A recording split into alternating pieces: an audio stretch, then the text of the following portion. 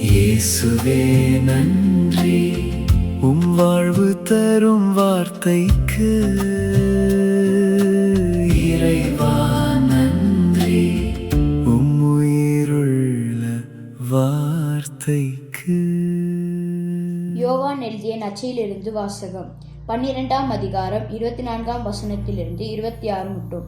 அக்காலத்தில் இயேசு தம்முடைய சீடரை நோக்கி கூறியது, கோதுமை மணி மண்ணில் விழுந்து மடியாவிட்டால் அது அப்படியே இருக்கும். அது மனிதால்தான் மிகுந்த விளைச்சலை அளிக்கும் என உறுதியாக உங்களுக்கு சொல்லுகிறேன்.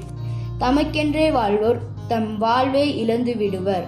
இவ்வுலகில் தம் வாழ்வை பொருட்டாக கருதாதோர் நிலை வாழ்வுக்கு தம்மை உரியவராக்குவர். எனக்கு தொண்டு செய்வோர் என்னை பின்பற்றப்படும். நான் இருக்கும் இடத்தில் என் தொண்டரும் இருப்பர்.